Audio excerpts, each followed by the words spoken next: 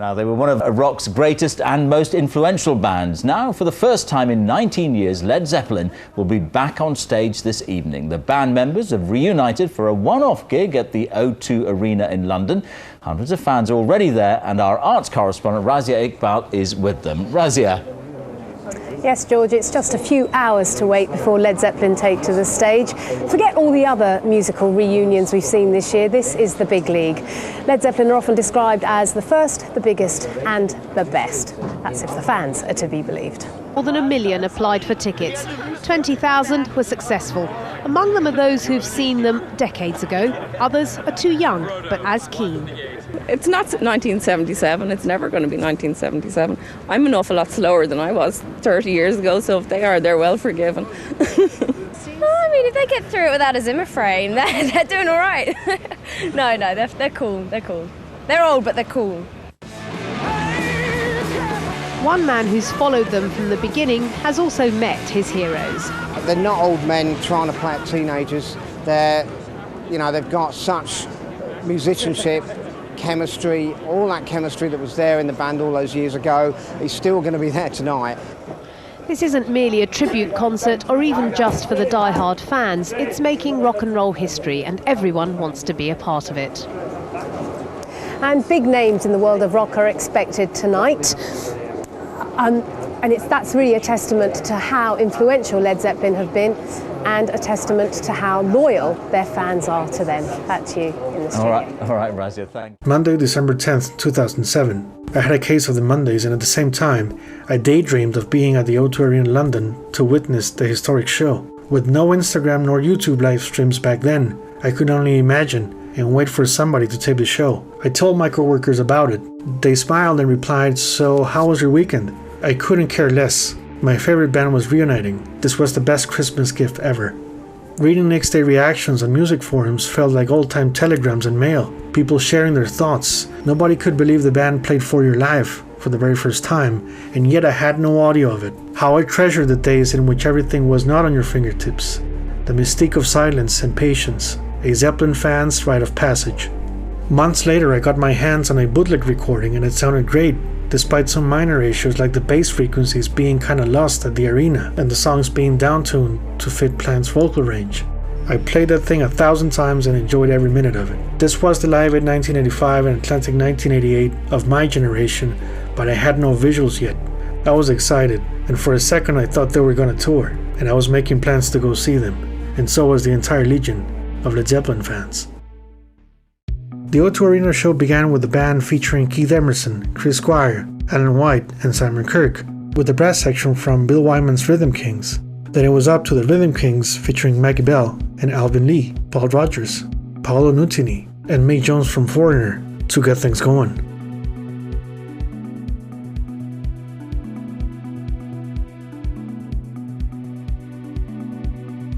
The gentleman who by now you all have heard of, called Ahmet Ertegun. Ahmet and his brother founded a company called Atlantic Records. And Atlantic Records turned out to not only sourcing and signing the best of American rhythm and blues, but also the best of the British acts. And tonight we've got quite a selection for you. All the money that you've paid for those tickets after the basic costs are going to pay for 3 lifetime scholarships, one in America, one in Turkey in the hometown of Ahmet, and one here in one of the colleges at Oxford University. And those scholarships will run every year forever to pay for a student. In addition, we actually have enough money to start a course and pay for 5 scholarships at Ravensbourne University, which is actually being built right outside this dome. So when we've got everything together in about 18 months' time, that university will be open outside the dome, and we'll have now a music scholarship courtesy of you guys. So thank you very much.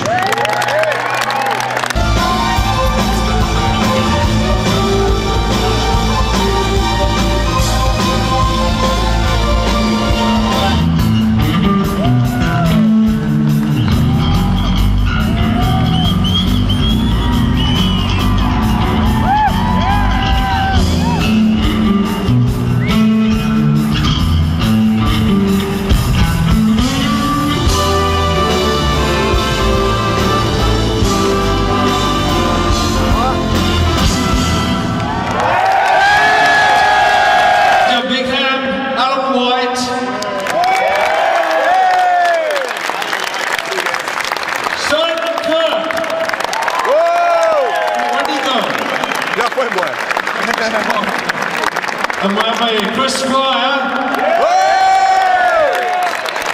Great brass dubbing, of course. Keith Innocent.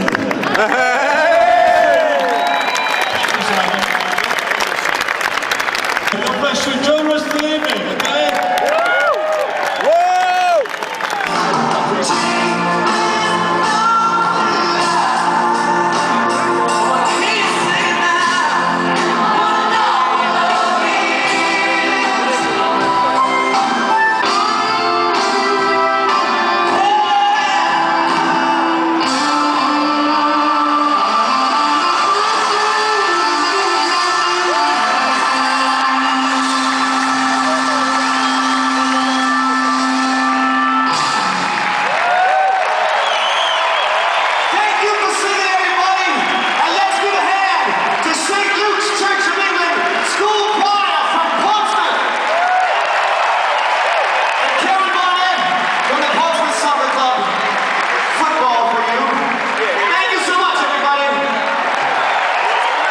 Okay, so let's go over the show.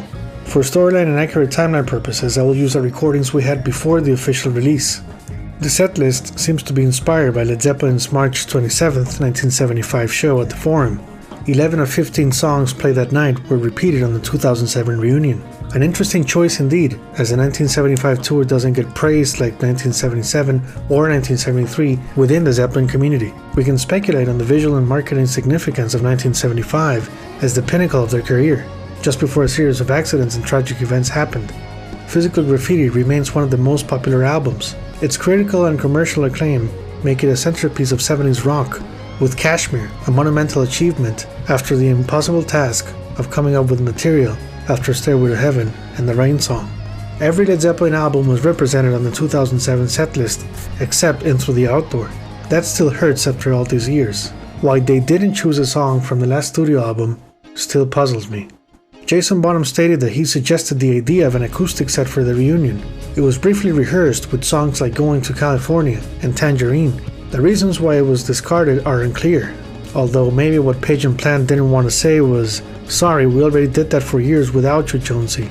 No hard feelings, right? Every Zeppelin fan has a list of songs they wish the band perform at the reunion. I would like to know your opinion on this, so please share your list of songs on the comments below. If you ask me, well, of course I wanted Carouselambra in there, but being a bit more realistic, I only have two songs. First, swapping Dazed and Confused for the 1979 version of In the Evening, featuring Jimmy's violin bow solo as intro. I'm crazy, right? Well, looking at the small accident that happened in Dazed and Confused 2007, there was a reason the track was retired from Led Zeppelin's set after 1975 when Jimmy was 31. By then, they really stretched the song as far as they could, and because Jimmy wasn't an active performer in 2007 like the great Jeff Beck was, until his untimely passing in early 2023, Dazed and Confused is a challenging song that demands the working conditions of youth to maximize its power. Because Page needed a vehicle for his violin bow solo, In the Evening 1979 gave him that and more, with the band able to cover at least one of the tracks from Into the Outdoor. The song could have been performed on a lower key. As further evidence, the fact that Page and Plant played this song plus a middle portion of Carouselambra on their 1995 to 1998 tours shows it worked. Next, the Rain Song. Why on earth didn't they play this after the song remains the same? One of the best live moments in their career, those 1972 to 1975 versions where these two songs coexisted as a progressive rock adventure. The world deserved a post-1980 version of this track with John Paul Jones on keyboards. The track could have been played on the 6th-string neck in the key of G instead of the usual live A tuning. Plant had the voice for it, and Jason played this in the mid-90s with his own band. The band's concert fixation on Misty Mountain Hop is strange to this day. It didn't stand out on the 1988 reunion, and here it just works as a sort of transition for Kashmir. Imagine had they played the Rain Song before. Epic would be an understatement, but one can dream, right?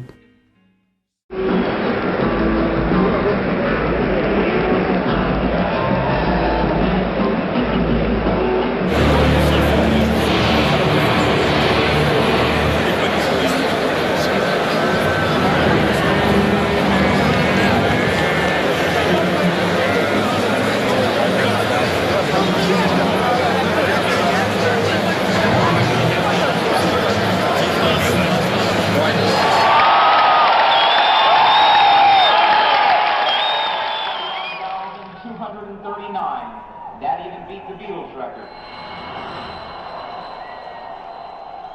When a rocker attains a stature such as Led Zeppelin, they travel with their own jet, waiting at the airport, 2 limousines, and a police escort. Just 40 minutes showtime, Led Zeppelin arrives here at Tampa Air Center at the Tampa International Airport.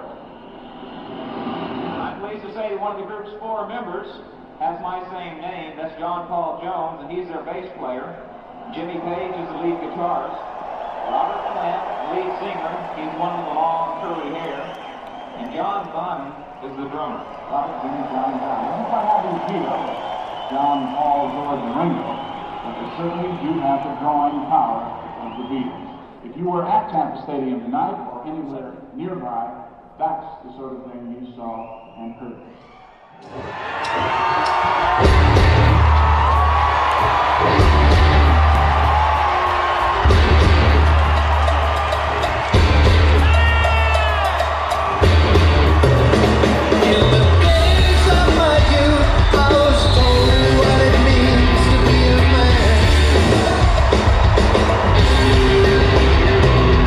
The band comes in with an aggressive punch and the attitude of 1969.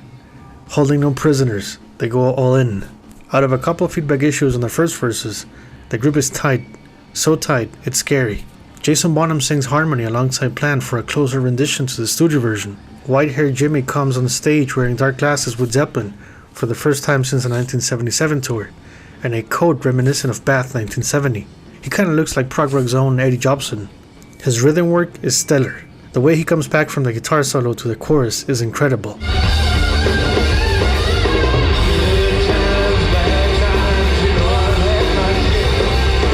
Jonesy delivers his famous bass licks to great effect, and Jason kicks the living hell out of his drums. Led Zeppelin never performed the track entirely, but used the intro on 7 shows from 1969, including the Paris concert, released on the deluxe edition of Led Zeppelin 1. As a side note, Robert Plant and Jimmy Page performed this song once during their 1995 tour.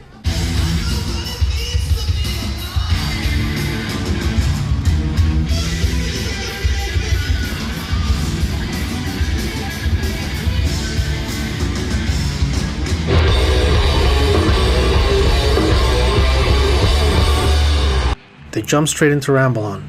Technically speaking, our first time for Jones, but not for the others. Page and Plant played the song a total of 153 times on their 1995 to 1998 tours. Jason Bonham played it on his 1997 album, In the Name of My Father, along bandmates Chas West on vocals, Tony Catania on guitar, and John Smithson on bass. Plant is great here. Like a gypsy searching for his muse, the traveling blues vibe is present. While the chorus is a bit demanding on his voice, the band manages to keep it under control. The light and shade contrast is superb. Jimmy plays a great solo despite no rhythm guitar behind him. It works wonders and he controls the distortion well. While a very nice rendition of the song, it does need the acoustic element on the verses. I can see why Led Zeppelin never did the song back in their heyday, other than a small reference during the Whole Lotta Love medley, as it is a bit repetitive. The ending features a small reference to the closing riff of What Is and What Should Never Be.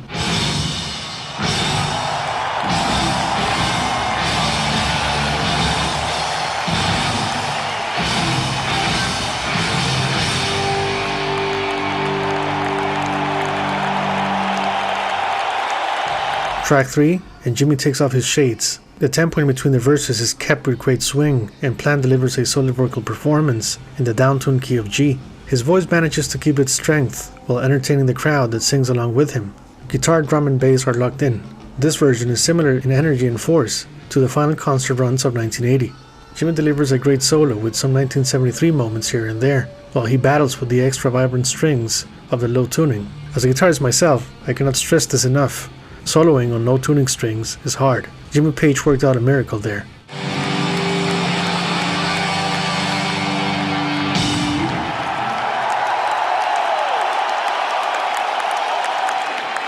Good evening.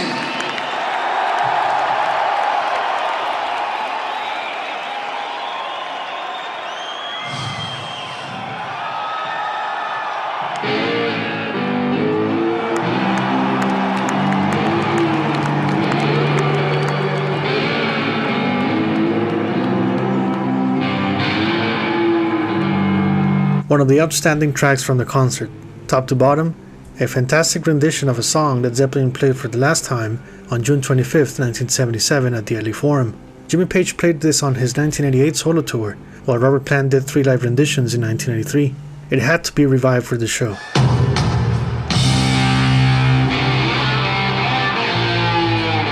Jimmy missed the first bar on the drum entrance, but managed to get back into the song. He really enjoys playing this riff. Robert Plant starts off quiet, but slowly delivers a passionate take on this classic. John Paul Jones's bass is a bit low on the mix, but he delivers a fantastic performance. Jason Bonham is very much focused throughout the song. His heavy accents and groove are dynamite. Robert Plant's Oh My Jesus moment steals the show within the song, and the band comes back in like a massive wave.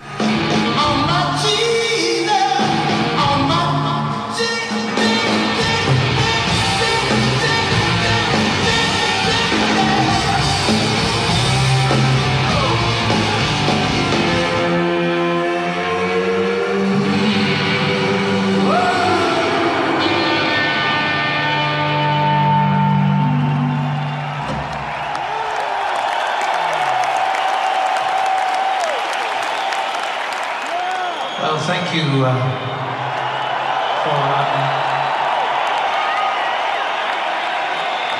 thousands and thousands of emotions that we've been going through for the last 6 weeks together. And finally get to this point for Ahmet to bring Jason in. And the double brass drum pedal. This is one this is a first adventure with this song in public.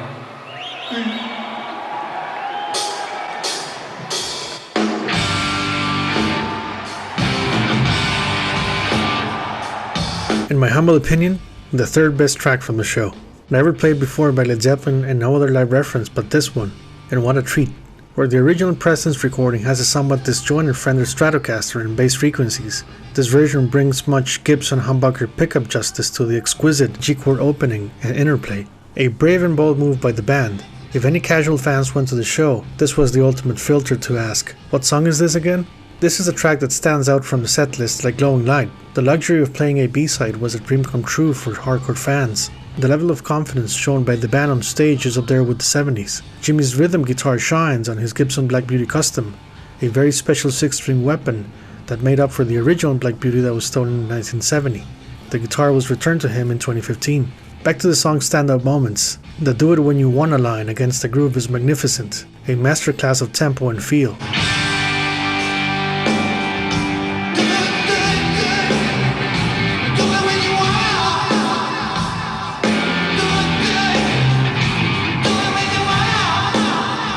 Jimmy's solo is abstract and artistic almost to the point of Jeff Becking himself, with expressionistic licks and vibrato dive bombs.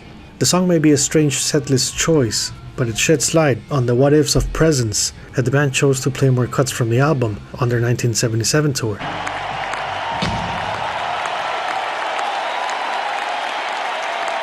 In 1935, Robert Johnson recorded a song called Terraplane Blues, and it's appeared in 1,000 different guises since.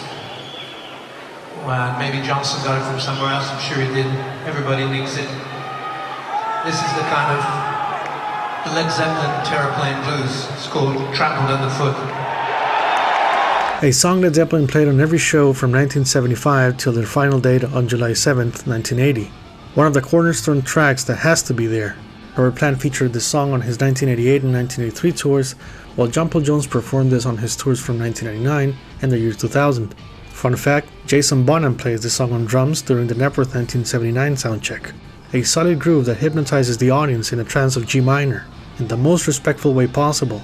I have to say this is Led Zeppelin in autopilot, and one of those moments for them to enjoy the show, taking off some pressure and the insane levels of stress of other numbers on the set. Everybody's in top form, with Jonesy commanding the way on the clavinet sounds, while Jimmy strikes the whammy pedal, playing with the octaves.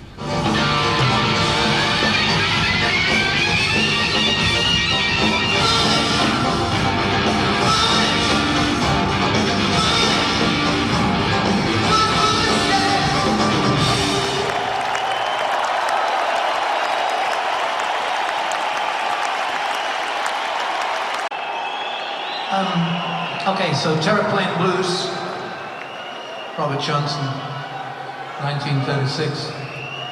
This next song that's been immortalized by staple singers, more recently by the Blind Boys from Alabama.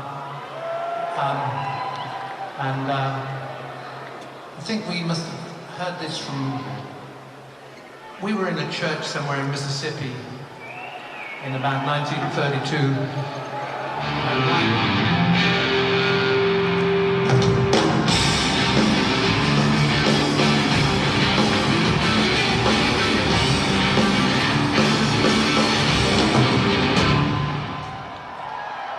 The band played this to the low tuning of D, with Robert Plant using a harmonica in the key of G instead of A. Jimmy's guitar playing strikes like thunder with stoner metal vibes to it. The group plays with absolute aggression. The stops and fills are played with discipline. Previous live versions of the song were a showcase for the tasty crunchiness of the strings, and this is no letdown, sounding like a metal and darker take on this blues anthem. Robert's harmonica solo features a slight variation on the backing rhythm with an extended D5 chord.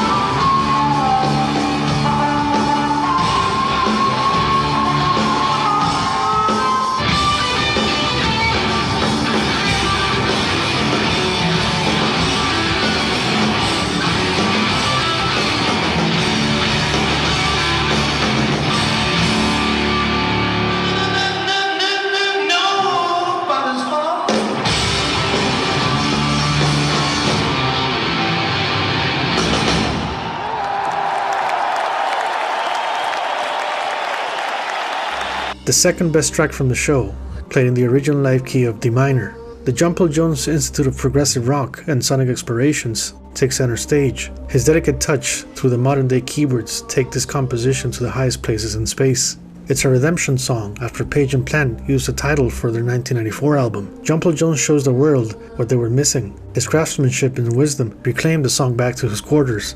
Led Zeppelin stopped playing this after 1977, a rock and roll favorite through the years. It transformed the O2 Arena into the psychedelic playground, away from the scripts and possibly calculated moments of the show. While Jimmy's solo is nowhere near his 1973 renditions, it's filled with appropriate textures and technique to honor the past with grace.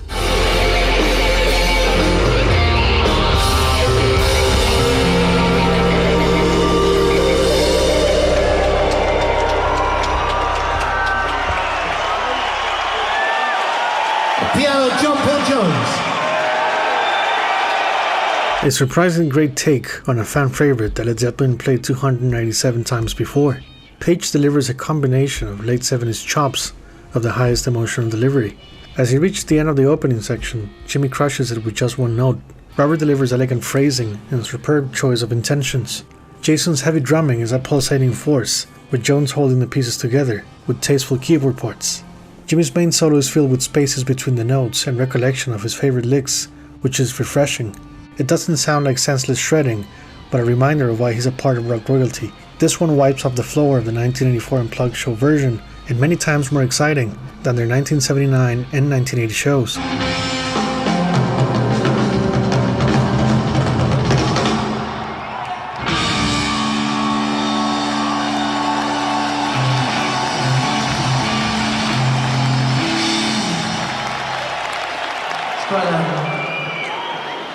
It's quite peculiar to imagine, I don't know how many songs we recorded together, but to think about creating a dynamic evening, choosing something from 10 different albums. There are certain songs that have to be there,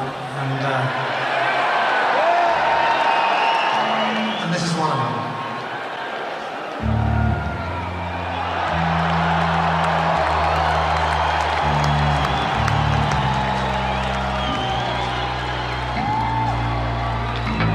Giving this song a go was like walking a very tight rope. You can see Plant is excited to play this again. Jason is having fun and channeling all the live versions he knows by heart. Now on to Jimmy's violin bow segment. With the guitar tuning one step lower, playing the violin bow is a nightmare of trying to control vibration, distortion and feedback. Past this section they go into the guitar solo, and then a funny and tragic accident happens. Jimmy makes a signal to Jason to shift gears going into the EDA EG chord section, which Page and Jones only played twice.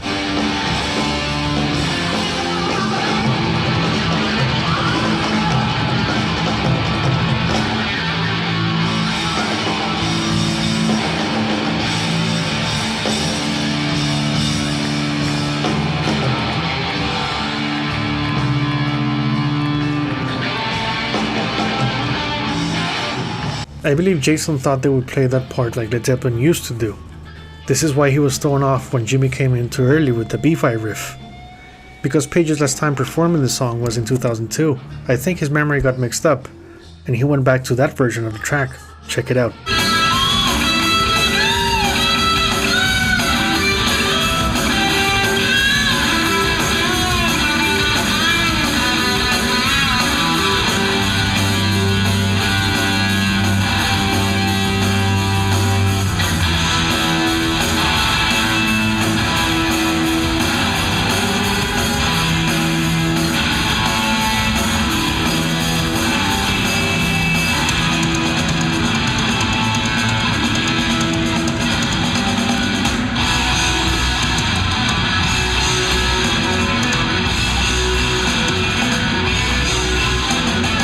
Jason Bonham tried to fix it as best as he could, stopping and counting it again. I can't imagine the stress he went through at this point.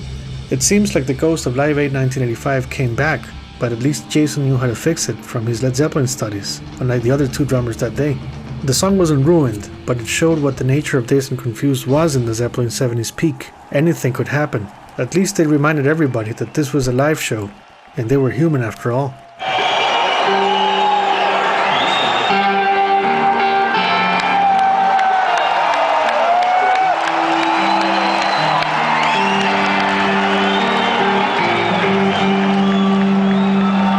Other than a brief Japanese TV appearance in 1994, Robert Plant hadn't played this song on stage since the Atlantic 1988 reunion.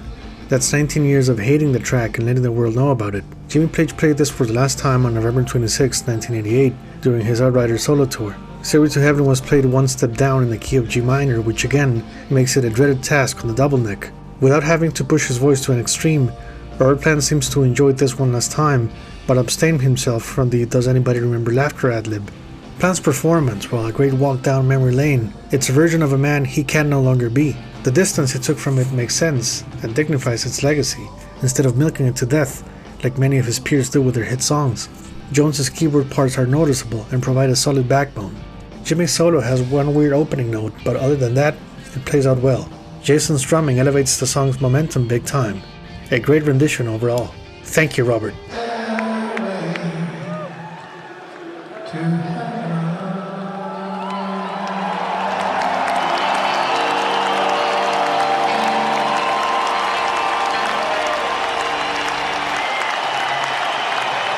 Hey, Ahmed! We did it!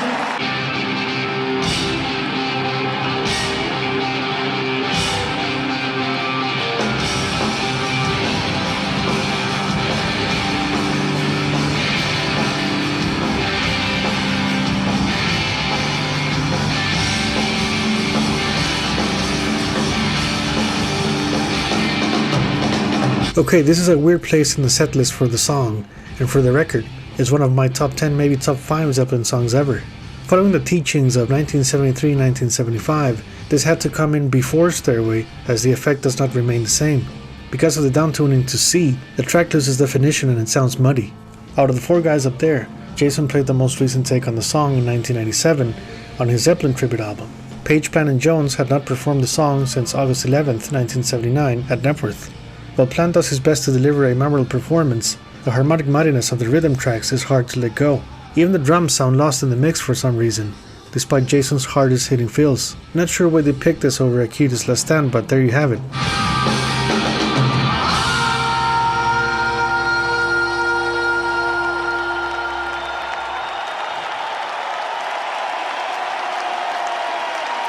Jason Bonham, drums! Come on! Now Jason has,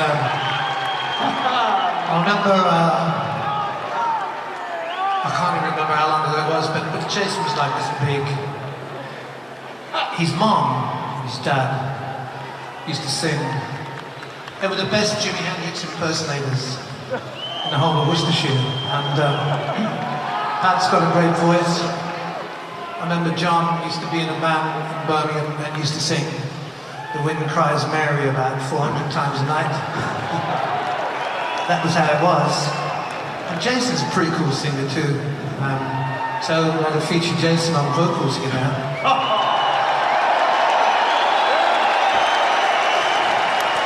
Hang on, wait a minute.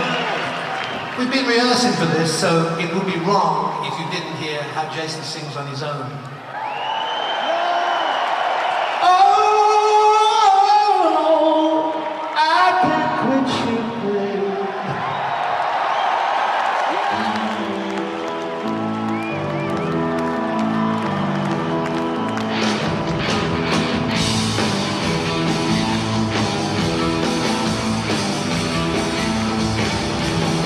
I don't have much to say about this song other than Led Zeppelin's studio version remains my favorite take. This one is better than the Atlantic 1988 version as we can actually hear Trampled Jones's keyboards. But man, is the band obsessed with this song.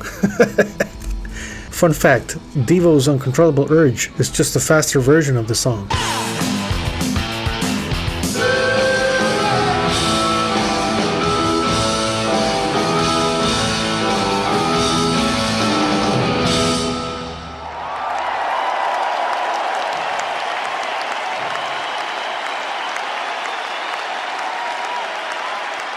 This is the 51st country.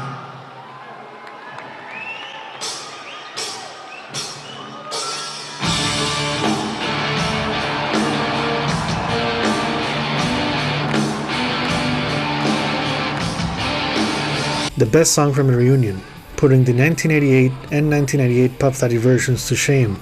Note, the 1984 take was great and the Egyptian orchestra finale was sick, so it's not fair to compare this one. To say Kashmir 2007 stole the show is an understatement. It had the right groove, the right keyboards, plus a killer octave synth bass sound. Jimmy ditched the then Electro and went back to the Les Paul, which made the 1975 version so good. Robert sang his heart out. He gave everything he had, and more. Jason Bonham. What can we say about his heroic drumming? He made his dad proud. Very proud. The band's passionate performance rivals those of 70s Led Zeppelin. This topic has been discussed for years in online forums, and it has to be said, while the best Kashmir version has to feature John Bonham on drums, the sonic spectrum and architecture of 2007 managed to recreate the song's 3D element like the 70s couldn't out of limited technological resources. Jason Bonham's drumming here is up there next to his father.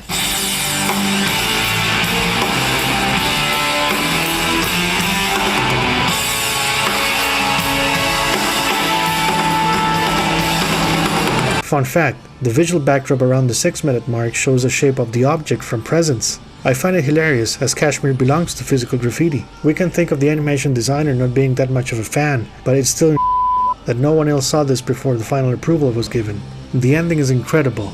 Rock and roll reunion history was made. I believe at this very moment, both Amit Ertegun and John Bonham smile from above, a Led Zeppelin catharsis of tragedy and fate, clashing with the power of stardom, success, and forgiveness. One of the band's most epic moments, captured on film, was now forever.